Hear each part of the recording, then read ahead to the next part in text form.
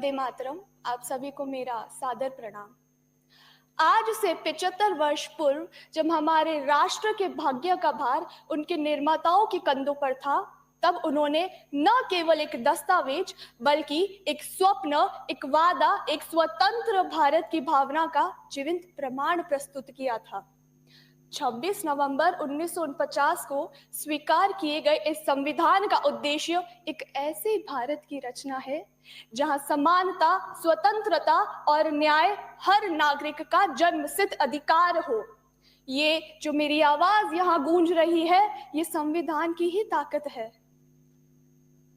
ये संविधान की ही ताकत है। वैसे तो इन 75 वर्षों में हमारे संविधान ने शिक्षा के प्रसार से लेकर महिला सशक्तिकरण, ग्रामीण विकास से लेकर हमारे सांस्कृतिक विकासों को संरक्षित किया है, परंतु क्या यह प्रगति पर्याप्त है? डॉक्टर भीमराव अंबेडकर जी ने कहा था कि सामाजिक और आर्थिक समानता के बिना राजनीतिक समानता के कोई मायने नहीं है।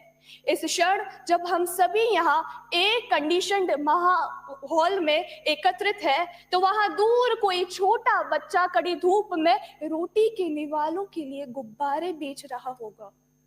मेरे विचारों में ये सामाजिक असमानता हमारे आपसी भाईचारे के भाव से ही खत्म की जा सकती है, क्योंकि हमारे सामाजिक नैतिक मूल्यों की सुरक्षा ही हमारे संवैधानिक मूल्यों को सशक्त बनाएगी।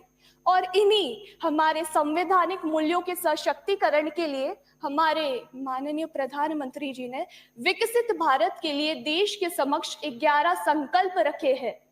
आज अधिकारों की बात तो सब करते हैं, भला कर्तव्यों का पाठ कौन पढ़ता है?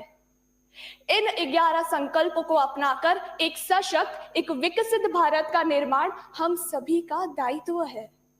अंत में कुछ पंक्तियां प्रस्तुत करना चाहूंगी कि मौलिक अधिकार दिए तुमको जीवन सहज बनाने को, कर्तव्यों का लेखा सौंपा आदर्श नया गढ़ जाने को, संवैधानिक उपचारों का प्रतिमान तुम्हें दे डाला है, सारी शक्ति दे डाली तुमको भारत स्वर्ग बनाने को, भारत स्वर्ग बनाने को।